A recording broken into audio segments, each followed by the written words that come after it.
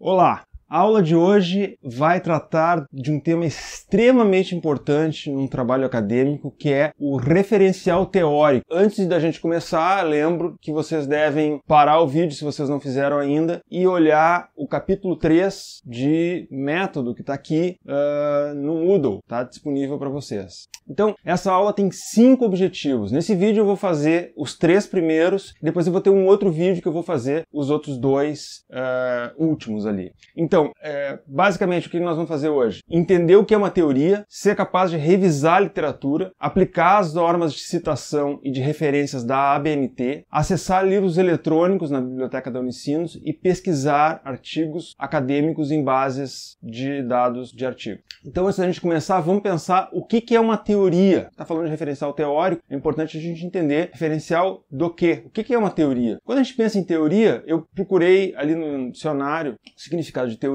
e o dicionário traz pelo menos 8 definições de teoria.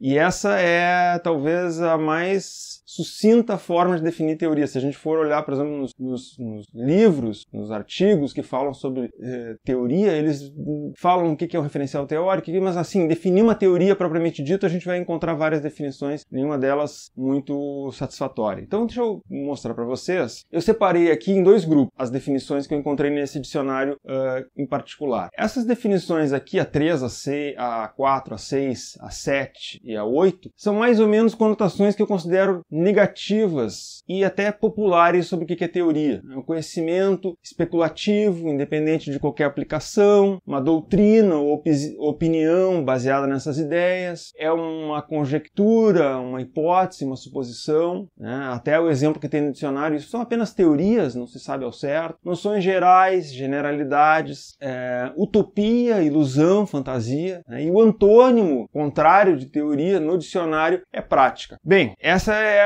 vamos dizer assim, o conjunto que eu considerei assim, talvez as mais populares e mais negativas, conotações mais negativas e que eu talvez até discorde mais sobre o que é uma teoria. Vamos olhar nesse mesmo dicionário quais são as definições que eu considerei um pouco mais positivas. Então, primeira definição que ele dá é assim, um conjunto de ideias sistematizadas que dão base a uma filosofia, uma ciência, uma visão a respeito dos aspectos da realidade, etc. Por exemplo, teoria econômica, ou a teoria da contabilidade, ou a teoria da administração, ou as várias teorias da administração. O conhecimento dessas ideias, esse trabalho aplica corretamente a teoria. Tal. A relação entre um fato geral e os fatos particulares que dependem dele. Como é que, por exemplo, ali a teoria do movimento, né? Como é que a gravidade influencia no movimento dos corpos celestes. E aí, se isso é verdade, se essas definições que estão ali à esquerda da nossa tela são verdade, então o contrário de teoria não é prática. O contrário de teoria é ignorância. O contrário de teoria é o que não tem uma teoria não se sabe a respeito. Todo mundo tem uma teoria. Mesmo uma teoria de explicação de fenômenos mais estranhos possíveis. Ou quando a ausência de teoria muitas vezes nos leva a tomar decisões muito erradas. Por exemplo, caso recente agora, no caso do coronavírus. O coronavírus é o novo coronavírus, né? Porque existem vários, mas esse coronavírus em especial, o SARS-CoV-2, ele é uma nova forma de vírus que faz com que a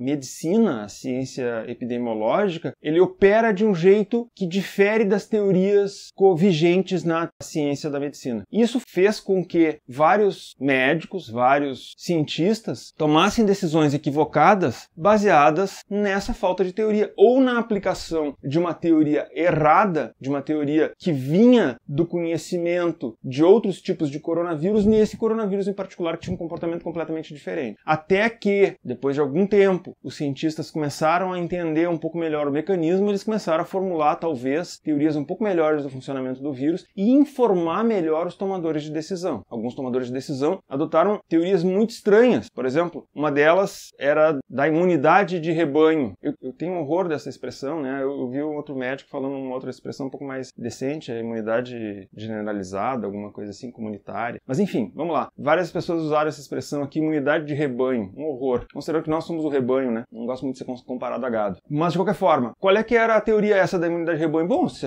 todo mundo pegar a Covid, então todo mundo vai ficar imunizado e tudo vai dar certo, certo? A gente descobriu que quando isso acontece, muita gente pega, o que acontece? O vírus acaba tendo mais oportunidades para fazer mutações genéticas e desenvolver variantes mais eficientes do ponto de vista da disseminação e da morte dos seus hospedeiros. Então, muitas dessas teorias, às vezes, dão uns burros na água, né? E aí, eu gostaria de adotar com vocês aqui uma definição de teoria que eu considero a que eu uso para minha vida acadêmica, que é a seguinte: uma teoria é uma possível explicação para um fenômeno, o que faz com que as pessoas tenham uma vida normal dado o Covid. Uma explicação para o fenômeno, uma possível explicação. Não significa que toda teoria é verdadeira. Tem algumas teorias falsas, como a gente sabe, que circulam muitas vezes teorias malucas pela internet e tal, que são teorias completamente doidas, sem nenhum fundamento, mas são possíveis explicações. E as pessoas me parecem ultimamente gostar mais de explicações mais complicadas do que explicações mais simples. Vamos pensar assim, uma teoria bobinha. Teoria da lucratividade da empresa. Tá? Vamos dizer que eu estou bolando essa teoria aqui agora, estou propondo para vocês essa teoria, e a teoria diz o seguinte: olha, o que explica a lucratividade da empresa são 3 fatores: gestão, controles contábeis e tal, e fatores econômicos externos à empresa. Vamos dizer que sejam esses 3 fatores que explicam a lucratividade de uma organização. Vejam, eu tenho aí 4 conceitos abstratos, né? Lucratividade, ninguém sabe bem direito o que é. Se perguntar para várias pessoas, cada um vai dizer uma coisa a respeito do lucro de uma empresa, de uma mesma empresa. Gestão, que também é uma coisa que várias pessoas vão ter definições diferentes. Controles, que também cada pessoa tem diversos controles. Se vocês forem avançar na teoria da contabilidade, vocês vão ver que existem diversas explicações distintas para isso. E economia, ou fatores externos à organização, também tem várias definições a respeito. Mas vamos lá. Esses 4 fatores precisam ter uma definição clara para dizer, olha, você está propondo essa teoria, afinal de contas, o que são esses 4 fatores que estão envolvidos aí? Essa variável que tu está querendo explicar, que é o lucro, ou lucratividade, e essas outras 3 que tu está dizendo que são explicadoras, que são variáveis que a gente chama de variáveis independentes. E essa aqui, a variável lucratividade, é uma variável dependente porque ela depende das outras 3, na nossa teoria. Então, vejam, nós temos aqui 4 conceitos, 3 variáveis independentes, uma variável dependente, que depende da outra, e 3 relações, dizendo, olha, lucro depende do G, depende do C, depende do E, tá? Isso é uma possível explicação para um determinado fenômeno. Vamos adiante e vamos ver exatamente como é que a gente compõe, então, uma teoria. Como é que a gente compõe uma teoria? É importante vocês entenderem como a gente compõe uma teoria para depois a gente chegar no referencial teórico. Então, eu vou pegar esse texto, é um texto, na verdade, de 89, ele foi publicado pela primeira vez, depois ele foi traduzido para o português, se vocês tiverem interesse, está o link aqui, eu estou deixando o link para vocês aqui na apresentação, e depois tem a referência lá no final, desse artigo em português, ele foi traduzido, explicando o que é uma teoria. Ele explica mais como fazer uma contribuição teórica. Para mim, eu peguei um pedaço desse artigo que me interessava, e isso é uma coisa que nós vamos ter que aprender aqui agora nessa aula, que a gente não se interessa por tudo que foi escrito por aquele determinado autor naquele determinado artigo, ou tudo que foi escrito naquele livro. Nós estamos interessados num pedaço que nos interessa. Eu peguei desse artigo aqui, eu peguei o que esse autor chama de blocos de construção da teoria. E para ele tem 4 blocos. Uma teoria precisa 4 coisas para ser uma teoria consolidada. A primeira dela, ele chama de o quê? São os fatores. Quais são os fatores que explicam o fenômeno de interesse? Variáveis, construtos, conceitos. Então, nós temos que conceituar as coisas. Se eu estou dizendo que lucratividade depende de gestão, controle e economia, eu tenho que dizer que é lucratividade, o que é controle, o que é economia e o que é gestão. O segundo é como elas estão relacionadas. Lembra que eu tinha desenhado umas setinhas ali, apontando as variáveis? Como é que elas se relacionam? Eu botei ali as 3 apontando para uma coisa só. Poderia ter um modelo bem mais complicado disso, com diversos estágios intermediários. Eu fiz um modelinho bem simplinho para a gente brincar aqui. Até porque aquela teoria ali não existe. É uma teoria original construída exatamente para essa apresentação. Terceira é por quê. Terceiro pilar é por quê. Por que aquelas coisas estão relacionadas? Por que eu estou dizendo que a lucratividade da empresa depende da gestão? Qual é a explicação que eu tenho para isso? Por que eu estou afirmando que a lucratividade da empresa depende da economia? Por quê? Porque justificar a explicação daquela relação. E o quarto pilar é um pilar que é super importante, que às vezes é relegado na definição das teorias, que é quem, onde, quando aquela teoria funciona. Aonde que aquilo ali acontece? Aquilo ali acontece com todos os seres humanos, aquilo ali acontece com todas as empresas, acontece com empresas de países emergentes, acontece com empresas no mundo todo. Onde é que acontece isso? Empresas de manufatura, empresas de serviços, né? Então, assim, lembrem-se, para a gente ter uma teoria no trabalho da gente, a gente tem que ter 4 fatores. A gente tem que dizer quais são os principais conceitos, a gente tem que dizer como é que esses conceitos se relacionam, a gente tem que dizer por que esses conceitos se relacionam daquele jeito e se existe algum limite para aquela relação acontecer, tá bem?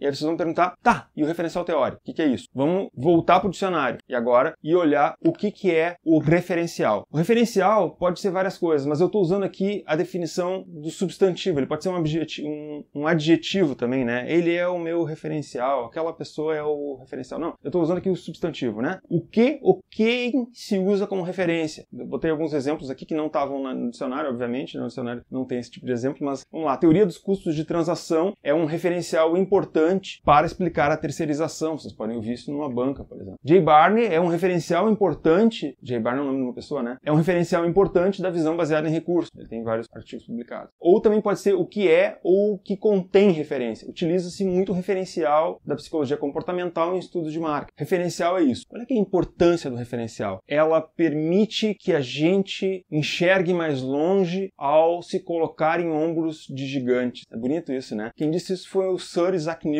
Ele disse assim, se eu vi mais longe foi por estar em ombros de gigantes. Isso é uma frase muito bonita, sempre foi muito referenciada, até o Google, uma época, colocava lá embaixo sobre ombros de gigantes, e aí a explicação dele era que o Newton falou isso, e que a gente constrói conhecimento a partir dos outros. Uma vez eu vi um documentário que falava da história da vida do Newton, e uma das coisas que eles diziam é o seguinte, o Newton tinha um arqui-inimigo, vamos dizer assim, era o Robert Hooke. Robert Hooke, ele é um cientista extremamente importante e ele questionou o Newton. O Robert Hooke era o diretor da Academia Real de Ciências na Inglaterra e o Newton propôs uma coisa, escreveu um artigo, submeteu, não sei se para a Real Academia ou para um periódico na época, foi em 1600 e pouquinho, tá? O Robert Hooke disse o seguinte, não, tu copiou isso de mim. E a resposta do Newton diz que se eu vi mais longe foi por estar em ombros de gigantes. Uma desses documentários que eu vi disse o seguinte, isso aí foi uma chinelada no Robert Hooke, porque o Robert Hooke era baixinho, né? Então, eu não sei ao certo se isso é verdade ou não, mas essa frase, se eu vi mais longe foi por estar em ombros de gigantes, é uma frase que sempre me persegue quando eu estou pensando no referencial teórico. Porque, para mim, a oportunidade que eu tenho de me colocar sobre ombros de gigantes e ver mais longe é quando eu faço o referencial teórico, quando eu leio trabalhos de pessoas que já se debruçaram sobre aquele problema e viram aquele problema sob uma perspectiva muito mais avançada do que eu tenho. Mas aí eu me coloco sobre os ombros deles e aí eu, pequenininho que sou, olho mais longe por causa disso. Eu acho muito bonita essa frase, apesar de ter esse passado meio perverso, que talvez possa ser verdade, seja fruto de bullying, mas é uma ideia muito bonita de se perseguir como pesquisador, né? De se pensar um anãozinho que sobe nos ombros de gigante para olhar mais longe. E é o que eu convido vocês a fazerem no referencial teórico de vocês. Olhem os trabalhos da área, né? Pensem um pouquinho nesses trabalhos. O que é um referencial teórico, então? O referencial teórico ele se concentra basicamente na maior parte dos trabalhos do capítulo 2 dos trabalhos, que é a revisão da literatura. Na maior parte dos trabalhos tem um capítulo, inclusive, chamado revisão da literatura, ou referencial teórico, ou fundamentação teórica. Cada um chama de um jeito, isso são sinônimos, para mim tanto faz. Tem gente que, inclusive, não usa o título referencial teórico. Eu já vi trabalhos que utilizam como título o que está querendo dizer. Então, por exemplo, o título, em vez de ser referencial teórico, começa dizendo assim, uma teoria sobre a lucratividade da empresa. Tem introdução, depois 2, teoria sobre a lucratividade da empresa, 3, fatores explicadores, 4, métodos de pesquisa. Vejam, aquilo ali que está ali, que tem aquela 1, 2, 3, 4, 5, aqueles 5 capítulos ali, aquilo ali são sugestões, não é uma regra, não existe norma. É claro que se vocês forem tentar fazer, de repente, uma coisa um pouco diferente, talvez vocês encontrem um pouco de críticas. Então, vai pelo teu orientador, né? A gente nunca sabe qual é o maluco que a gente vai pegar na banca, o cara pode incomodar vocês porque vocês não fizeram um capítulo chamado referencial teórico, ou revisão da literatura, porque lá no manual da biblioteca estava escrito isso. Então, assim, se querem jogar seguro, joguem seguro. Mas, assim, não precisa. O que eu quero dizer, assim, ó, esses títulos são sugestões, tá bem? O importante é que tenha um referencial teórico. O que é o referencial teórico, então? É uma seção do trabalho científico que contém a teoria. O que é uma teoria? São aquelas 4 coisas que eu coloquei ali. Os conceitos, as relações entre os conceitos, a lógica que explica essa relação e os limites para essa explicação. Essas são as 4 coisas que tem que ter um referencial teórico. Mais nada. E só aquilo que precisa para explicar o teu problema de pesquisa lá em cima. Lembra? No nosso vídeo anterior nós falamos sobre o problema de pesquisa. O problema de pesquisa que deve guiar o teu referencial teórico, a tua revisão da literatura, a tua fundamentação teórica. Não escreve tudo o que foi escrito sobre aquele tema. Deixa um referencial teórico mais centrado, mais focado, mais fácil de ler, que não se propõe a falar sobre todas as coisas possíveis e imagináveis para chegar naquele assunto que tu está falando. Um referencial teórico bom, ele é baseado em trabalhos publicados por autores respeitáveis. O que eu sugiro? Vocês usem artigos científicos, nós vamos logo em seguida ver onde é que a gente encontra artigos científicos, e aí vocês esqueçam blog. Esqueçam blog. Blog não é uma boa fonte para o referencial teórico. Ah, professor, mas aí eu tenho um cara lá que escreve super legal no blog. Se ele escreve legal no blog, vai ver se ele tem artigo publicado em algum lugar. Porque o blog, eu também tenho um blog, minha esposa tem um blog, a gente tem um blog de casal, a gente escreve no blog, o blog aceita tudo. Qual é que é a diferença entre um artigo científico e um blog? É que um artigo científico, ele passa pelo crivo de outros pesquisadores. Ninguém escreve um artigo científico e publica um artigo científico sem que alguém mais tenha lido aquele artigo científico. Não sei que ele tenha pago para publicar, né? Tem alguns periódicos aí que são meio sujinhos, depois eu vou mostrar para vocês como é que funciona. Livros de editoras sérias. Então, Pearson, Atlas, McGraw-Hill, vou falar algumas aqui, não estou querendo ser exaustivo, mas existem diversas editoras sérias, existem várias editoras picaretas. Em geral, o que vocês encontram na nossa biblioteca é sério. Existem por aí diversas editoras, em seguida eu recebo aí e-mail de umas editoras que ninguém nunca ouviu falar, dizendo assim, ó, tu paga uma taxa pra gente, a gente publica teu livro. Se eu tô querendo fazer um romance, tudo bem, né? Pode ser que seja uma maneira interessante de começar, mas se eu tô querendo fazer um livro sobre teoria, sobre administração, sobre uma coisa mais séria, vamos nas editoras mais sérias. Um outro aspecto que eu vejo que os alunos de administração, pelo menos, pouco valorizam nos seus TCs, são as teses e dissertações. Tese e dissertação é uma fonte extremamente importante. Lembrem-se, se eu vi mais longe, é porque eu subi em ombros de gigantes. Se eles já estão lá adiante no mestrado, no doutorado, significa que eles já passaram por um crivo muito mais difícil do que vocês. Portanto, eles já podem ser uma fonte interessante, um referencial importante para o TC de vocês. Ah, mas agora eu li um outro TC aqui e tal. Ah, vai ler um cara que está acima de ti, né? Tudo bem, eu li um TC, tu leu um TC, para entender como é que ele funciona. Eu pedi que vocês lessem TCs agora, nessa primeira parte,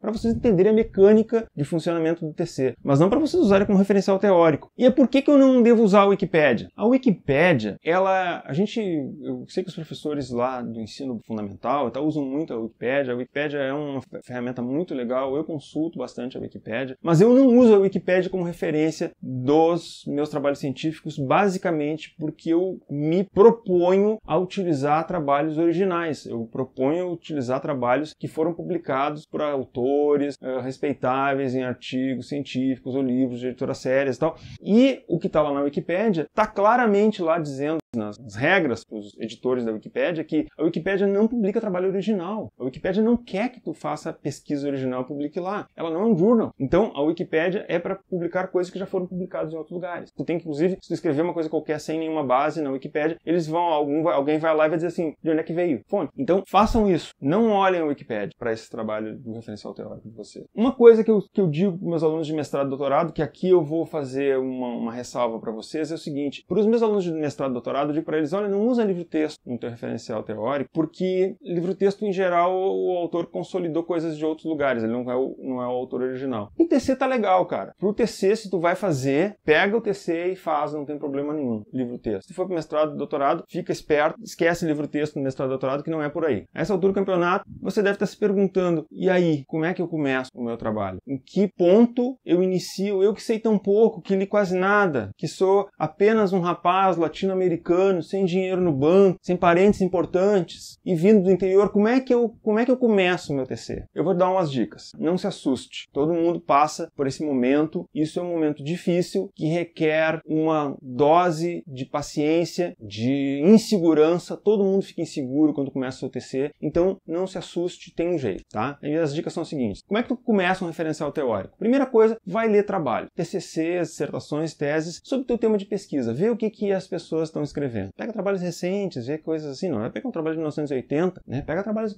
contemporâneos, enfim, porque as coisas vão mudando, as maneiras, os problemas, as formas de trabalhar vão mudando ao longo do tempo. Segundo, examina o teu problema de pesquisa e vê quais são os conceitos, as relações e as explicações que são necessárias. E aí te concentra nisso. Monta uma estratégia de pesquisa para o teu referencial teórico. Olha o teu referencial teórico a partir dessas coisas. Faz uma busca focada para o teu referencial teórico. Lê livros da tua área de pesquisa. Vê, eu botei aquela figura daquela moça ali, sentada numa biblioteca, olhando um livro, calmamente. Ninguém vai fazer isso no seu trabalho de conclusão. Ninguém vai. Você vai ter que ler muito, mas você tem que ler focadamente. Da mesma forma que eu peguei aquele artigo do Vetten lá atrás e peguei apenas um pedaço que me interessava, que eram os blocos de construção da teoria, você tem que pegar o seu trabalho de conclusão e olhar um livro e ser capaz de olhar lá no índice do livro, lá no sumário do livro, as partes do livro que te interessam e usar apenas as partes do livro que te interessam, não o resto. Não vai ficar lendo o livro de capa a capa. Segundo, procurar artigos científicos da sua área. Esse ponto que vamos voltar de novo ao tema polêmico. Não use o Google, Bing, DuckDuckGo, nenhum deles. Por quê? Porque eles são pesquisadores genéricos, eles são buscadores genéricos, eles não servem para aquilo que você precisa, eles servem apenas para localizar coisas na internet. Eu também uso, mas eu não uso para fazer artigo científico, eu uso para fazer outras coisas. Artigo científico eu uso buscadores de artigos científicos. Eu vou mostrar aqui agora, hoje ainda nessa aula, em outro vídeo, quais são os buscadores que existem e que vocês podem pesquisar, alguns em português, muito mais em inglês, vocês vão poder utilizar de acordo com a capacidade de leitura de vocês. Terceiro, façam fichas de leitura. Quando eu estava no colégio, a gente fazia fichas de leitura em cartões, eram uns cartõezinhos assim, que se usava para fazer fichas de leitura. Qual é que é o problema daquele cartão? O problema daquele cartão é que eu não consegui usar. Eu não consegui usar e eu sei de gente que não consegue também. Se você consegue usar ficha de leitura naquele cartãozinho de papelão, você é uma pessoa feliz, vai e use. Eu não consegui. Tem gente que eu já vi fazer ficha de leitura no Excel. Eu não gostei. Eu tentei e não deu certo. O que eu fiz foi ficha de leitura no Word. Para mim, o que funcionou foi o Word. Eu comecei fazendo ficha de leitura, eu tentei o PowerPoint também para fazer ficha de leitura, não deu certo. O problema dessas ferramentas é que elas demoram muito para abrir, né, cada arquivo. Então, se tu bota uma ficha de leitura em cada arquivo, o que deu certo para mim foi o seguinte: eu criei um arquivão no Word que era fichas de leitura, por exemplo, da tese. E aí eu tinha lá uma tabela em que eu tinha lá o nome do artigo, a referência dele no padrão ABNT, as principais ideias, e aí alguma coisa adicional, um comentário, alguma coisa assim que eu tinha. E às vezes, como era em PDF, às vezes até eu pegava a figura que estava lá, copiava e colava dentro do Word. O Word permite uma certa flexibilidade em termos de o que tu pode colocar, né? Às vezes é mais rápido, por exemplo, só fazer um print screen de um pedaço da tela lá no PDF. O PDF tem aquela função de captura de tela, captura um pedacinho da tela no PDF e cola dentro do da tua tabela dentro do Word, fica lá naquela tabela. Tu não consegue fazer isso no Excel, por isso que eu não me achei. Então, assim, façam fichas de leitura. Tentem evitar a tentação de escrever diretamente do que vocês estão lendo para o trabalho de vocês, porque fica uma colcha de retalhos, fica muito feio, tá? E aí, finalmente, monta um texto próprio,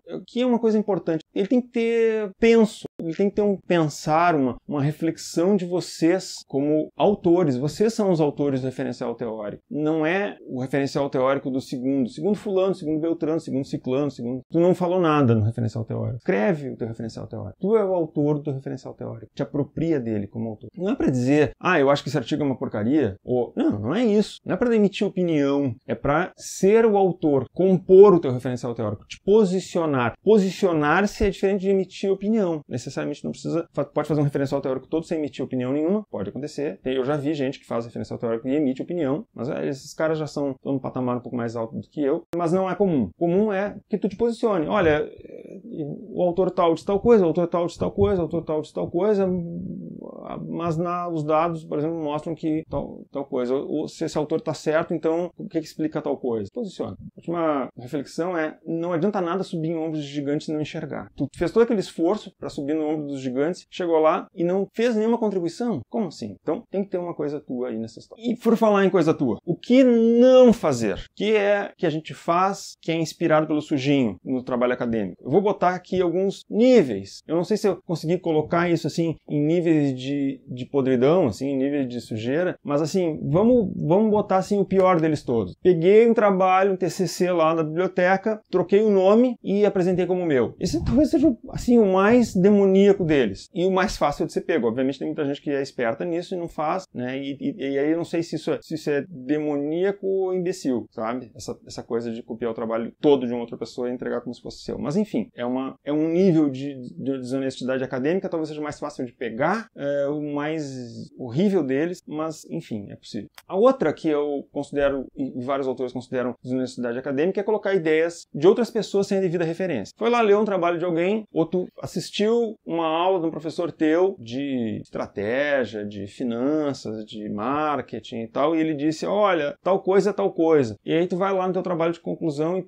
escreve aquilo. Mas não é tua ideia. Não foi tu que pensou aquilo. Tu ouviu em algum lugar. O fato de tu ter ouvido ou lido em algum outro lugar não significa que foi tu que pensou. Às vezes acontece da gente não lembrar que a gente leu em outro lugar aquilo. Pode acontecer. Mas façam um exame de consciência, assim. Será que isso aqui que eu estou escrevendo, análise SWOT, será que fui eu que pensei isso? Ah, mas isso sempre existiu. Será que isso sempre existiu? Será que eu não deveria referenciar alguém que falou a respeito de análise SWOT no meu trabalho, em vez de botar simplesmente análise SWOT como se fosse uma coisa que sempre tivesse existido? Uma outra coisa que eu considero, aí eu não sei se isso pode ser considerado maldade ou não, mas eu vejo acontecer, é copiar trecho de trabalho de outro e citar como se fosse paráfrase. O que é uma paráfrase? Paráfrase é quando tu reescreve um texto com as tuas próprias palavras. Eu já vi gente que pega lá o livro e escreve exatamente igual que tá lá, como se fosse seu. Isso aí eu não sei se isso é maldade, se isso é infantil, se isso não saber a diferença entre as duas coisas. Nós vamos explicar mais adiante qual é a diferença entre essas duas coisas. Uma vez eu fui convidado para uma dissertação de mestrado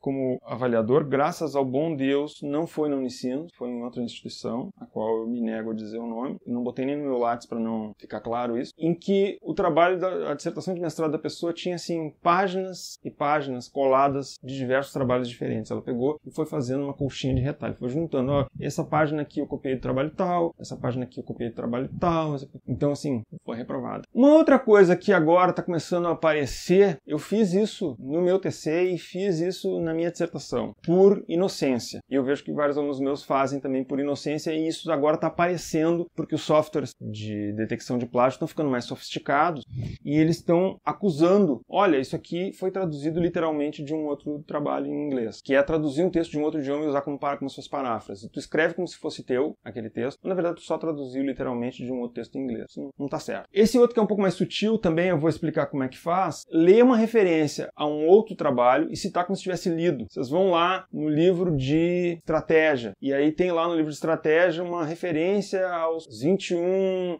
objetivos de desenvolvimento sustentável. E aí vocês vão lá e escrevem aquilo ali como se tivessem lido, né? E citam a mesma fonte que o cara lá sem ter lido aquele original lá. Então vocês fizeram uma dupla desonestidade, talvez. Uma, não leram o texto original. E segundo, não referenciaram o autor do qual vocês tiraram o texto que vocês copiaram. Então, assim, tem maneira de fazer isso. É usar o tal do APUD. Pesquisem lá no manual da biblioteca o tal do APUD. APUD é quando eu leio alguma coisa e não tenho acesso ao texto original. Por exemplo, eu estou lendo um texto em um livro de um autor brasileiro, por exemplo, que ele usou um livro que ele leu no doutorado dele nos Estados Unidos e só tinha lá na biblioteca da universidade dele. Como é que eu vou saber? Como é que eu vou pegar esse livro? Mas eu quero, aquela informação está lá importante. Cita lá o autor brasileiro esse e diz, olha, a fonte é tal, APUD, autor brasileiro. Lido em. Essa última é menos comum, talvez, no TC, que é copiar trabalhos anteriores. A gente vê isso mais em artigos científicos, quando uma pessoa copiou um próprio artigo científico, ela escreveu um artigo científico e foi lá e usou esse material próprio. Isso é menos comum. Como é que a gente faz, então, citação? Quais são os principais formatos básicos? Existem 2 formatos básicos para fazer uma citação a um trabalho de alguém. Uma delas é o que a gente chama de citação indireta. Eu geralmente chamo de paráfrase. O que é a paráfrase? É escrever alguma coisa de alguém, ou transcrever, ou repetir a ideia de alguém de forma não literal. Qual é a ideia da paráfrase? Eu li aquilo e reescrevi com minhas próprias palavras. Como é que a gente escreve isso? A gente se refere ao trabalho do outro autor como o autor e o ano em que o trabalho foi escrito. Não precisa escrever, eu já vejo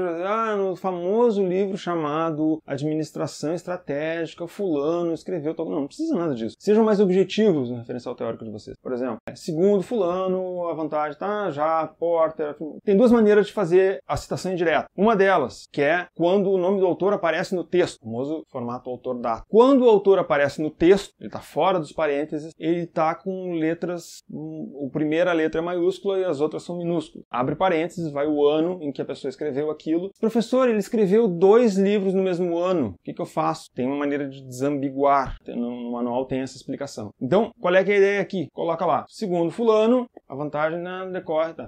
Uma coisa que eu vejo muito é o falso presente, que diz assim, já Porter, em 1980, afirma que a vantagem competitiva... Não. Isso eu vejo isso muito em jornalismo, e o pessoal dizer, porque... E aí, ou professores de história, assim, porque aí o fulano entra na Galileia. Não é entra. Ele entrou no passado. Ele já afirmou isso aqui no passado. Então, assim, se vocês estão falando uma coisa que aconteceu no passado, escrevam, por favor, no passado. Porter afirmou em 80 que a vantagem competitiva decorre de tal coisa. Até 85 ele até fez uma reformulação. Em 90 ele escreveu outra coisa. Então, assim, ele afirmou no passado. Sempre que ele fez, é uma coisa que foi no passado. Ele ou ela escreveu isso, foi no passado. Quando vocês estão escrevendo, e isso é a forma que eu uso mais, porque eu acho mais limpa, me permite ter um texto mais autoral, me apropriar melhor do texto, é colocar o nome do autor no final dentro de parênteses. Esse é o jeito que eu gosto de escrever. Particularmente, eu prefiro escrever assim, porque eu acho que fica mais sucinto, mais econômico. Eu consigo combinar melhor ideias de diferentes autores quando eu faço assim, do que fazer segundo fulano, segundo Beltrano. Aí, sabe, as frases ficam enormes e fica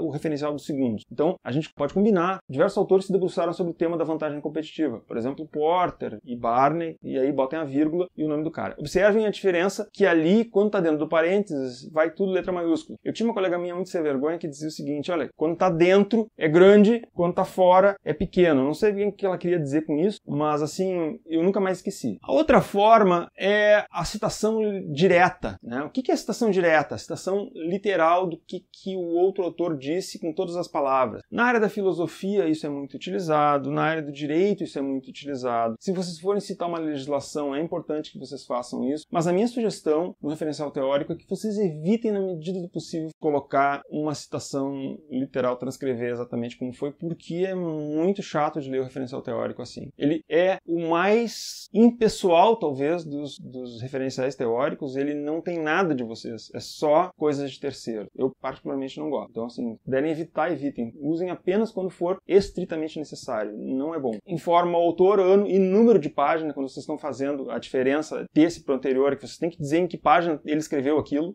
Até 3 linhas mantém no texto, e acima de 3 linhas tem uma formatação específica. Tem que estar recuado, espaço menor, tamanho menor e tal, né? Fica aqueles tijolinhos de texto. Vocês devem ter visto já, talvez, algum TC que faz isso. Eu não vou aqui colocar todos os detalhes de todas as regras, porque elas são intermináveis. Como é que é quando tem 2 autores, quando tem 3 autores, quando tem 4 autores. Isso tudo tá no manual. Vocês leiam o manual com calma. Tá lá no capítulo 6. Vai lá, olha, tem exemplo, tá bem escrito. Eu não vou torrar a paciência de vocês aqui, dizendo cada uma das coisinhas, como é que faz. Eu vou dar aqui a visão geral e vocês aí, mas o meu é diferente um pouco. Vai lá e vê como é que é. Estuda, te apropria. Uma coisa importante, as citações elas não se limitam ao referencial teórico. Toda e qualquer informação, teoria, procedimento metodológico, definição, conceito, que não seja seu, deve ter a fonte devidamente citada e listada nas referências. Então, peguei alguns exemplos, maus exemplos. Vocês chegam lá e dizem assim, em 2020 morreram 194.949 pessoas por Covid no Brasil. Bom, de onde é que vocês tiraram isso? Isso não vai no referencial teórico, pode ir na introdução, mas vocês têm que referenciar também. Não é porque o fato de que não está no capítulo 2 que vocês não têm que fazer uma citação adequada para a fonte e listar essa fonte nas referências. Para testar a diferença de médias entre grupos de tratamento de controle em um experimento, a técnica mais utilizada é a ANOVA.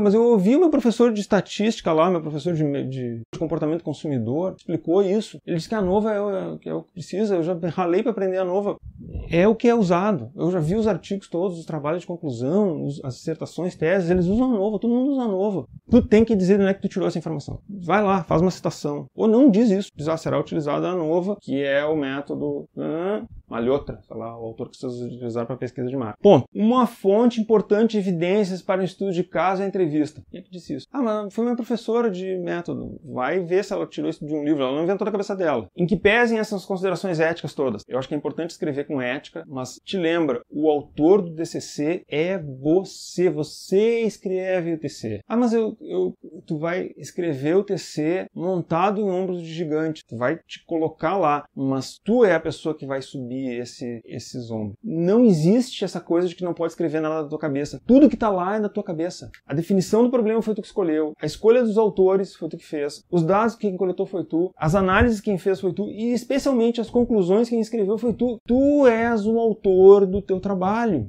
Te apropria dele. Todo o trabalho que foi citado lá diante no texto, com aquelas regras que eu mostrei lá, eles precisam constar na lista de referências. Vocês devem ter olhado lá a lista de referências de alguns TCs já essa altura do campeonato. Nada além do que foi citado lá. E esse aqui é a dor de cabeça do TC. Tu foi lá, fez o teu referencial teórico, escreveu, leu um monte de coisa, chegou lá pro teu orientador, o orientador olhou aquilo e disse assim, cara, esse capítulo aqui não precisa, é dispensável, corta. Aí você sente aquela dor assim, pensa assim, cara, eu escrevi, primeiro que eu li aquele treco, depois que eu escrevi aquilo, terceiro que agora eu vou ter que ir lá caçar na lista de referências e tirar tudo que eu tirei aqui que não está em nenhum outro lugar do trabalho. É dose para mamute, mas é isso, é assim que faz, manualmente é isso que faz. Como é que a gente cita livros? A gente coloca o sobrenome do autor todo em letras maiúsculas, aí não importa, aí é sempre letras maiúsculas na lista de referências lá no final, quando diz assim, referências, e aí tu coloca as listas, as referências, aí tu bota o nome do livro em negrito, até os 2 pontos, porque assim, o livro tem assim, pega um livro desses, ele vai ter o título do livro bem grande e depois ele vai ter um subtítulo, vamos dizer assim, Logística Internacional, regras e maneiras de ascender ao mercado global, sei lá. Essa segunda parte é o subtítulo do livro. Geralmente o título fica bem grande no livro e o subtítulo fica menorzinho na capa, ou dentro do livro, em geral, lá quando vai encontrar ele vai botar o título e depois vai botar 2 pontos e vai botar o resto. Então, aquilo ali é o subtítulo, que vai depois dos 2 pontos. Então, aquilo ali não vai negrito. Bota a cidade onde foi impresso, 2 pontos, a editora, vírgula, o ano, ponto. Esse é o formato para livro. Então, se vocês vão citar livro, é isso que vocês têm que botar lá na lista de referência. Dá para botar mais coisa? Dá para botar o tradutor, dá para botar o número de páginas, dá para botar não sei o quê. Não faz isso. Bota o mínimo. Já dá trabalho fazer o mínimo. Artigo científico. Botei aqui 2. Então, aquele do Barney tem o mínimo que tu precisa para fazer uma citação. Barney, vírgula, J, ponto. O nome do artigo, vejam, o título do livro vai em negrito. O título do artigo não vai em negrito. O que vai em negrito é o nome da revista. Journal of Management, aí vírgula, o volume, V, ponto, né, porque as revistas elas têm volumes, número da página e o ano. P, ponto, página inicial, hífen, página final, vírgula, ano, ponto. E é isso que precisa. E é só isso que precisa na BNT. E não precisa botar mais. A segunda, eu copiei do site. Eu entrei lá no site da RAI, e lá no site da RAI tem assim, cite esse artigo. Ele tem 2 opções, pode ser APA ou ABNT. Eu copiei, colei como estava lá e colei aqui dentro. Já veio formatadinho para mim. Maiores explicações quanto a isso e todos os detalhes, como é que tu cita blog, como é que tu cita não sei o que, não faz. Mas tá, site, meu professor site, tem lá tudo, capítulo 5. Isso posto, eu volto a reforçar a importância de aprender a usar uma ferramenta de gerenciamento da bibliografia. Escolhe uma qualquer, várias delas são gratuitas, o Mendeley é gratuito, a Unicinos a gente tem o EndNote online gratuito, o Zotero também é um software gratuito, todos eles formatam bibliografia, te debruça. Se precisar, para o EndNote eu tenho o formato da BNT para o EndNote, o Mendeley tem o formato da BNT, o primeiro lá que até foi eu que escrevi, depois eles começaram a me perguntar como é que cita blog, como é que e aí alguém já fez todos os padrões, então parece que a Universidade Federal do Paraná resolveu adotar o meu padrão lá e arrumar aquilo, ou fizeram um novo do zero, não sei, mas existe. Outra coisa, tudo o que eu disse aqui, nos mínimos detalhes, pode ser aprendido diretamente com a biblioteca, com um bibliotecário, 1 a 1. Vai lá, manda um e-mail para biblionormas@unicinos.br, agenda um horário, eles te atendem pelo Teams, tu vai lá, conversa com eles, mostra o que tu está fazendo, compartilha a tela, ou sei lá como é que faz, e eles te explicam o que tu precisar. Como é que eu instalo o Mendeley? Como é que eu faço não sei o quê? Eu não vou aqui chovendo molhado. Existem diversos vídeos explicando como é que usa o Mendeley. Eu acho que vale a pena vocês darem uma olhadinha num, ver se vocês se ajustam com o tal do Mendeley. Tem mais detalhes lá. Aproveitem porque vale muito, muito, muito, muito a pena. Vai poupar muitas horas depois de sofrimento de vocês. E talvez aqui é uma graninha, né, de pagar alguém para fazer a formatação do trabalho de vocês. Para essa semana, a gente segue naquele exercício que a gente começou na semana passada. Vocês me colocaram lá aquele esboço do problema de pesquisa, objetivos, eu vou dar um feedback para vocês daquilo. E vocês agora vão montar um pequeno referencial teórico e colocar as referências. No Moodle já tem a explicação do que eu quero lá do referencial teórico, quantas referências, de que lugar e tal. Eu estou pedindo um referencial pequenininho, só para a gente dar um pontapé inicial e botar a mão na massa. Próximas aulas, então, a gente vai botar a mão na massa nesse assunto, vamos trabalhar nisso, trabalhar com métodos de pesquisa, relatório de pesquisa e mais umas coisinhas ainda que vão aparecendo por aí, tá bem? Eu ainda vou colocar um outro vídeo essa semana falando para vocês como acessar as bases de dados que a Unicinos tem acesso para fazer a conexão e o referencial teórico de vocês. Uma boa semana para todo mundo, aproveitem bem e bom trabalho.